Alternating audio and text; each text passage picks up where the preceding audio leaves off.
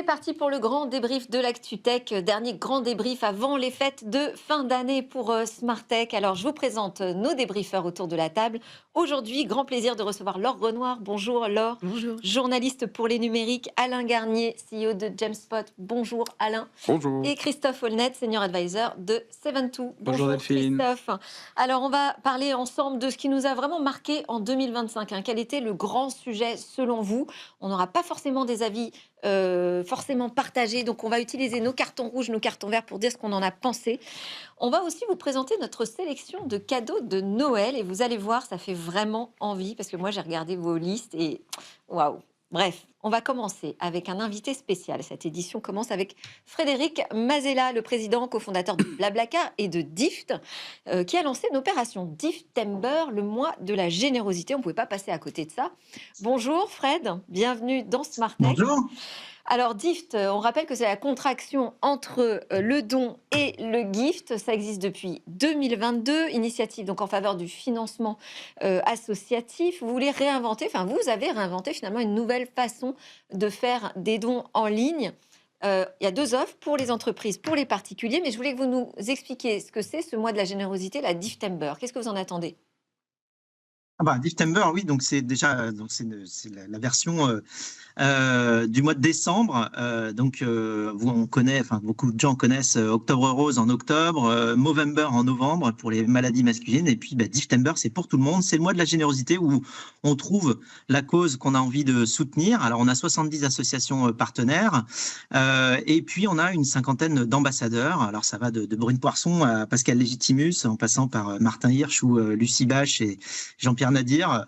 Donc on a beaucoup de résonance. On a déjà levé plus de 500 000 € depuis le 1er décembre pour les associations, pour les 70 associations. Et puis on fait en sorte que donner fasse partie non seulement du calendrier, mais des choses normales à faire en tant que citoyen, et au mois de décembre notamment, pour penser à toutes nos associations qui sur le terrain font des choses formidables dans les domaines sociaux et environnementaux. Donc c'est vraiment un mouvement que l'on crée. C'est la première édition et déjà ça prend bien. C'est des mouvements qui peuvent prendre plusieurs années, voire parfois plusieurs dizaines d'années pour se mettre en place dans une société. Et c'est vraiment ce que l'on pousse. Alors effectivement, Dift, après, on a une offre pour les entreprises qui permet d'aller offrir des cadeaux à des clients.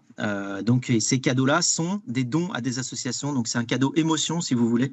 Ça permet de faire en sorte au lieu d'offrir un cadeau physique, on offre...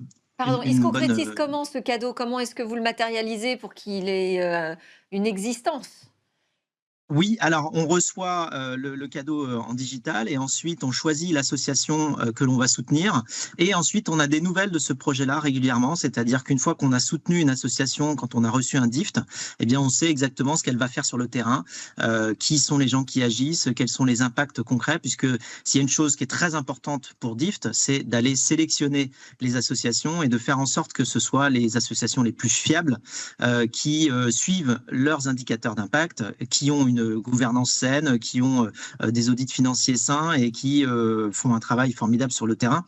Et donc, en fait, on a les nouvelles de ces projets-là sur le terrain, ce qui nous donne un petit peu de réconfort, on va dire, souvent quand on est parfois dans la société où on voit beaucoup de choses qui ne vont pas, on ne sait pas comment agir. Eh bien, Dift, c'est une manière d'agir en allant soutenir toutes les personnes qui font des choses formidables sur le terrain. Et à titre individuel, si on a envie de participer à cette opération, alors qu'est-ce que ça change déjà de passer par Dift plutôt que de donner directement à une association? Alors, on peut donner directement à une association via Dift, mais effectivement, Dift offre beaucoup plus que ça, puisqu'on peut créer une cagnotte solidaire. Alors, une cagnotte solidaire, c'est quoi? C'est la possibilité pour soutenir une association d'aller créer une cagnotte pour cette association et de dire à son entourage que, par exemple, pour son anniversaire ou pour Noël, on va préférer recevoir un don pour une association plutôt qu'un cadeau physique, parfois inutile, parfois... non désiré, ça arrive aussi, et donc à ce moment-là, la chose la plus utile à faire avec l'argent, c'est plutôt de le donner à des associations qui vont agir sur le terrain, plutôt que dans des choses qui peuvent finir au fond d'un tiroir. Donc voilà. Est-ce qu'on peut, à ce propos, est-ce qu'on peut revendre son Dift? Ah non, ils ne sont pas accessibles. Non, non, non, on ne fait pas ça. Non, non, on reçoit un DIFT, on choisit justement l'association, parce qu'en plus, c'est un lien émotionnel qu'il y a entre la personne qui offre le DIFT et la personne qui le reçoit. Ouais, Puisqu'effectivement, quand on offre cela, ça donne la possibilité d'aller soutenir une cause qui nous tient à cœur. Et donc, c'est une manière de créer un lien différent. C'est pour ça aussi que les entreprises l'utilisent. Alors, on a déjà aiguillé plus de 20 millions d'euros vers 300 associations quand même en 3 ans. Donc, le projet démarre très fort. Là, depuis début décembre, avec Diftember, on a déjà levé plus de 500 000 euros. Alors, c'était l'objectif qu'on s'était donné sur tout le mois de décembre, mais déjà en 15 jours, on a rempli l'objectif. Donc, cette fois, on a déplacé l'objectif. On espère lever 1 million d'euros sur le mois de décembre. Et puis, en parallèle de ça, on organise aussi d'autres événements. Alors, c'est le mois de toutes les générosités. Donc, évidemment, on liste le calendrier de toutes les occasions pour être généreux au mois de décembre. Ça commence par Giving Tuesday le 2 décembre, ensuite c'est le Téléthon bien sûr, et puis la semaine dernière aussi on a organisé le Dift Live Challenge, oui, qui j'ai vu était ça. Ouais. ouais voilà, donc Mais on a vous rassemblé. dites que il faut rendre le don attractif. C'est pas attractif aujourd'hui de faire des dons? Enfin, je vais peut-être faire déjà un tour de Non, en table. Est-ce que fait, vous donnez chaque année à des associations? Oui, Alain? Ah bah nous, si on prend Genspot, on a une politique, on donne 0,1% de notre chiffre d'affaires à des associations. Ok. Et, et les Genspotiens en fait, choisissent, en fait, et d'ailleurs c'est assez équilibré entre du social, la protection aussi de la violence faite aux femmes, les problématiques écologiques et les restos du cœur. Et puis là, on a ouvert parce que le chiffre d'affaires ayant augmenté, Good news. voilà, Ouais. pour la santé également. D'accord. Et aider aussi l'hôpital, ce qui est quand même aussi, ce qui est intéressant de se dire que ça devient une préoccupation, y compris j'ai envie de dire des citoyens qui sont en fait des employés, mais qui sont en fait dans une démarche citoyenne quand on fait ça. Ouais, ouais. Laure, faites des dons chaque année ou... À titre personnel, oui, un Ouais. petit peu. Au Téléthon, par exemple, ce genre de choses. On fait aussi des opérations du type les box solidaires, par exemple, au moment de Noël. Ce genre d'initiative, après, c'est très individuel finalement. Oui, moi, Ça- ce que je trouve qui est très intéressant, c'est que effectivement le fait qu'il y ait une sélection sur des critères rigoureux, objectifs, rassure beaucoup. Et en fait, ça peut permettre effectivement le passage à l'acte de don plus rapide. Et puis cette idée de cagnotte, je trouve que c'est une très bonne idée. Là, c'était mon anniversaire hier, et je me dis tiens, finalement, je vais peut-être faire une cagnotte super. solidaire. Voilà. Génial. Il y a Wikipédia dans Dift, par exemple? Alors non, on n'a pas Wikipédia. On a 300 associations. En fait, bon, on a aussi des milliers de demandes d'associations qui veulent effectivement rentrer sur DIF, parce qu'à partir du moment où vous êtes un organisme qui va distribuer de l'argent aux associations, très très vite, elles vous repèrent. Et donc, effectivement, on a beaucoup de demandes. Par contre, on fait une sélection très rigoureuse et progressive aussi en fonction de nous-mêmes, nos moyens d'analyse et de sélection. Mais donc oui, on a des dizaines d'associations qui sont alignées là pour rentrer sur DIFT dans les semaines et mois qui viennent. Ce qu'il y a de sûr, c'est qu'à la période de Noël, justement, c'est un bon moment pour créer sa cagnotte solidaire, parce que c'est le moment où on va pouvoir dire à son entourage, voilà, si vous ne savez pas quoi m'offrir, ne perdez pas 3 heures, je ne sais pas où, à acheter je ne sais quoi. Super idée. Faites simplement Ouais. un don à une association, ce sera beaucoup plus efficace pour tout le monde. Super. Merci beaucoup, Frédéric Mazella. Vous seriez en plateau avec nous. Je vous aurais gardé pour la suite des sujets, parce que ça vous intéresse en tant que membre de France Digital. Président, je ne sais Oui. plus si vous êtes encore président. Si, parce que ça tourne. Hein. Oui, je suis président. Ah tout à bon, fait. pardon. Alors, président Président de France entrepreneur. Digital, parce qu'on va parler des sujets qui nous ont marqués en 2025. Mais je vous libère. Voilà, carton vert Bon, hein, bah, pour les ça deux. sera pour la prochaine fois. On est super Merci. à fond. Merci beaucoup. Bravo. Alors, donc nous, on enchaîne avec le sujet qui nous a marqué cette année. On va commencer par Laure, par exemple. Ah bah merci de me donner la priorité. Alors moi, le sujet qui m'a marqué cette année, il est assez récent finalement. Il est un peu technique également. C'est l'augmentation du prix de la RAM. Ah. La mémoire vive. Donc c'est plutôt un carton rouge là pour Laure. C'est un que carton vous assez sortez. rouge. Je veux Oui, le voir le effectivement. carton, parce que Pardon, sinon c'est pas je me drôle. lève, effectivement. Ok. Pourquoi ce carton rouge? Eh bien parce que les fabricants de mémoire vive, qui ont leur ligne de production, ont priorisé ces derniers mois la fabrication de mémoire qui va être dédiée aux puces de traitement d'intelligence artificielle, Ah bah donc voyons. aux supercalculateurs, et au détriment de la mémoire vive grand public. Alors comme ça, on se dit, bon d'accord, que se passe-t-il concrètement? Eh bien, on va avoir une flambée des prix dans pas mal de domaines. Soit une pénurie d'un côté, soit une répercussion, comme il y a une pénurie, sur les prix des produits finaux. Donc les ordinateurs, on s'inquiète un peu sur le prix des smartphones, on s'inquiète un petit peu sur le prix même des consoles de jeux, parce que de la mémoire vive, il y en a dans à peu près tout. Donc au niveau grand public, ça risque d'avoir des conséquences sur le portefeuille ou bien sur des produits qui vont être moins bien équipés techniquement. On mettra peut-être un petit peu moins de RAM dans les produits qui sont peut-être un petit peu moins performants. Intéressant. Voilà. Carton rouge pour cette fin d'année. Alain, Mon le sujet. sujet 2025, selon vous, c'est Alors, quoi? mon sujet, il a un rapport indirect. Moi, c'est sur la question de la souveraineté numérique. Carton rouge ou carton vert? Non, carton vert. Ah, Carton ok. vert. Pourquoi Pourquoi Parce que pour moi, on a eu un basculement et une prise de conscience lors du sommet franco-allemand. Pour moi, c'est pour ça que c'est un carton vert. C'est parce que, en fait, sur un sujet dont on sait qu'il pose plein de problèmes, de dépendance, de résilience, effectivement, comme on peut le voir même dans le hardware, il y a plus de 264 milliards d'euros quand même qui sont transités par an de l'Europe vers les États-Unis. Ouais. D'accord. J'ai compté, c'est à peu près l'équivalent pendant cette émission, c'est à peu près 1 million d'euros, 15 millions d'euros qui vont transiter. Donc, il faut voir la vitesse, 15 millions d'euros là qui sont en train de transiter pendant le temps de cette émission, parce qu'on a une En dépendance 28 numérique. minutes. Voilà. Ok. Et là, sujet qui était posé sur la table, etc. Le rapport en fait au monopole, on pourrait y revenir, Ouais. de certains acteurs.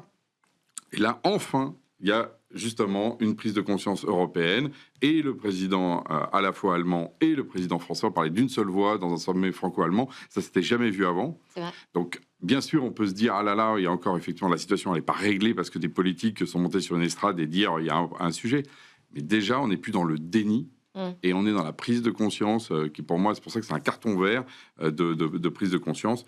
Après, les actes, on les attend. Voilà, les actes, Ouais, on les attend, hein, mais Christophe. justement, J'entends. il faut au moins ça pour commencer à agir. Sinon, on n'agit même pas. Non, mais j'ai vécu ça aussi positivement, le fait que les Allemands enfin se positionnent sur la chose. Donc effectivement, on peut mettre un carton vert sur la prise de conscience avec ce pas. Maintenant, on peut être un peu plus réservé sur la suite et le plan d'action, et notamment la façon dont vraiment les Allemands et les Français vont arriver à travailler ensemble. Il y a le débat en ce moment sur l'avion de combat, on voit les difficultés qu'on a, alors qu'en fait, sur ce sujet-là, comme le sujet du numérique en général, on a besoin de plus d'alliances, y compris de mutualisation, et c'est très, très compliqué. Et vous, alors, votre sujet 2025, c'est pour moi, quoi? mon sujet, c'est de dire que on a effectivement connu un essor absolument flamboyant et effréné de l'intelligence artificielle. On pensait que c'était une technologie, mais on se rend compte qu'en fait, ça va structurer un projet de société. Et ça, vous mettez un carton rouge ou un carton vert? Je mettrais plutôt un carton rouge, au sens où... Rouge. Alors, un carton rouge. Pourquoi? Parce qu'en fait, je pense qu'il y a eu effectivement une prise en main par le grand public de l'intelligence artificielle, avec plus de 800 millions d'utilisateurs de ChatGPT, transgénérationnel, on voit c'est partout, mais on se rend compte qu'il y a une fascination, mais aussi une certaine forme d'inquiétude qui commence à émerger sur l'économie, sur les jobs, sur la culture, sur la souveraineté, et qu'on se dit finalement... va-t-on subir, et le tout avec finalement l'arrivée de Trump au pouvoir qui a libéré, désinhibé et fait valoir finalement la loi du plus fort avec des investissements massifs qui sont dans un rapport de 1 à 100 avec ce qu'on fait nous. Et donc la question pour nous, c'est est-ce qu'on va arriver à dompter ces technologies ou est-ce qu'on va les subir, et avec un impact sur la société qui va nous définir. Oui, parce qu'effectivement, c'est une question de projet de société, mais pour l'instant, c'est un projet de société qui est piloté par les grandes puissances américaines. Par d'un oligopole, oui, absolument. Très accélérationniste, absolument.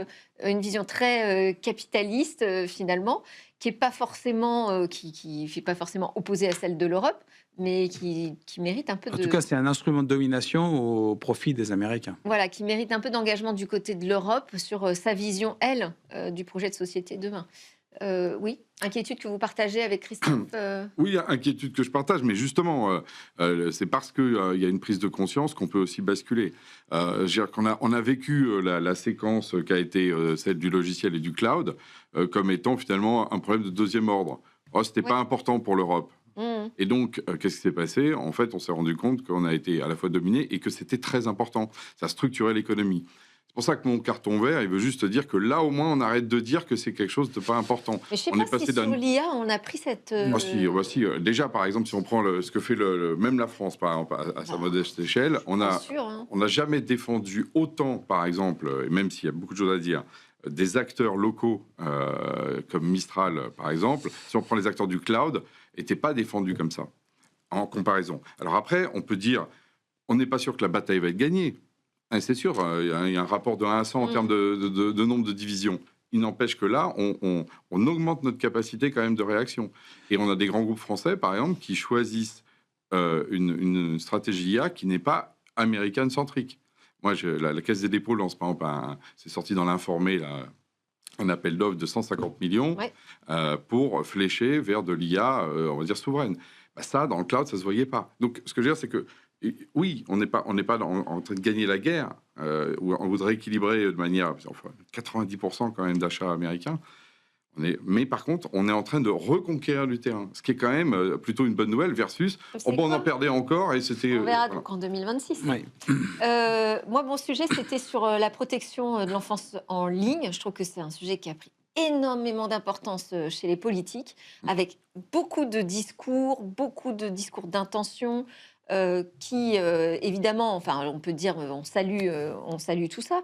Moi, je mets un carton rouge, personnellement, sur ce sujet, parce que ça me préoccupe beaucoup sur ce qui va en sortir, les questions de protection de vie privée, qui risquent d'être malmenées, à mon sens, sur les vérifications de l'âge, comment ça va se mettre en place, sur l'interdiction des réseaux sociaux. On dit tous, OK, il faut qu'on stoppe les écrans, il faut qu'on trouve un moyen de protéger les enfants, mais j'ai pas l'impression, moi, qu'on emploie aujourd'hui la bonne méthode. Donc, voilà, je sais pas ce que vous en pensez. La même chose.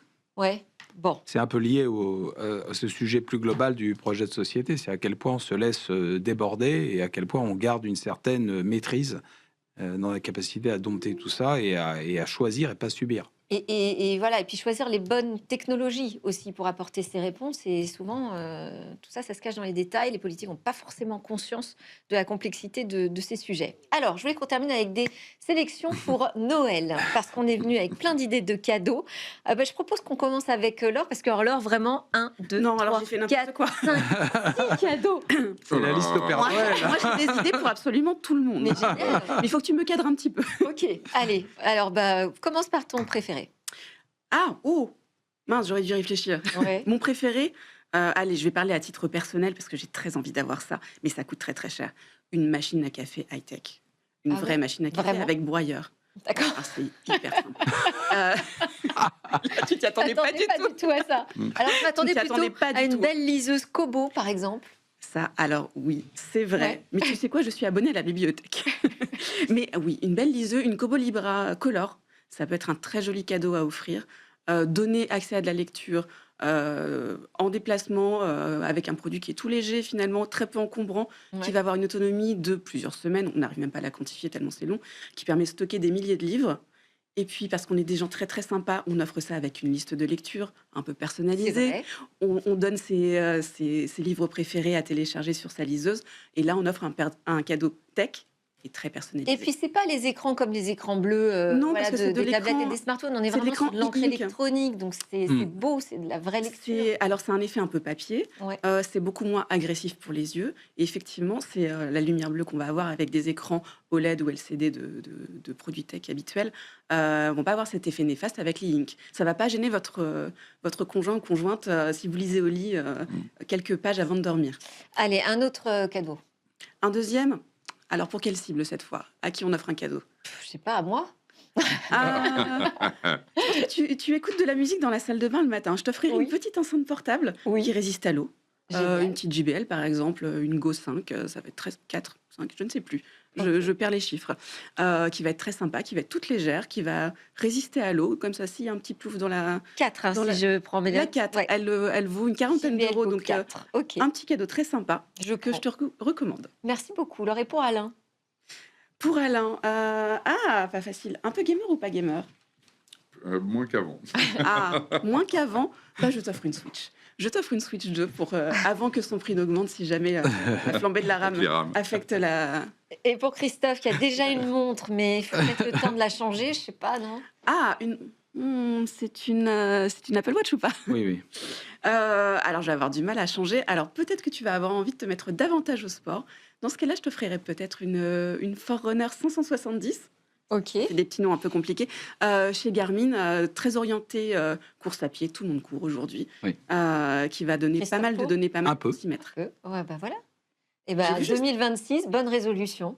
Et Ouais. alors, quelle idée de cadeau, Christophe? Et moi, j'avais choisi le BeamO de WeThings, Ok. qui est un appareil de santé connectée pour plusieurs raisons. La première, c'est que l'IA, finalement, est au service de la santé. C'est certainement un domaine sur lequel il y a énormément d'amélioration, d'innovation. Le deuxième, c'est que voilà, je suis de plus en plus sensible aux problématiques de longévité. Et troisième chose, Ouais, tout le monde, c'est hein. français. Et je trouve que c'est une très belle histoire entrepreneuriale qui renaît. Ouais, c'est une belle marque, vraiment. Je suis d'accord. Alain. Alors moi, j'ai pensé, et même j'en ai déjà, en fait, c'est des projecteurs de ciel qu'on fait avec C'est-à-dire de ciel. ça projette un ciel soit avec Ah, des étoilé, étoiles, je vois. soit ce que tu vois dans les galaxies. Ah. Et après, il y en a. Alors, ça coûte pas très très cher. D'ailleurs, voilà des trucs comme ça. Alors, il y en a soit qui sont comme ça, qui fabriquent C'est en une fait bonne des idée. choses qui bougent, Oui. et puis d'autres qui font des trucs plutôt statiques avec des photos qui sont prises avec le grand télescope James Webb, là où on voit les confins de l'univers. Et donc, on le projette au plafond, ça bouge un petit peu, ça tourne comme ça tout doucement, et en Wow. même temps avec les autres étoiles par-dessus. C'est Star Trek, et moi, j'adore. Pour le réveillon, Et- c'est génial, Et ça. alors pour le réveillon, alors il se trouve que justement en plus du coup nous pour le réveillon là on en a pris, on a deux grands plafonds, donc on en a 4. Ok.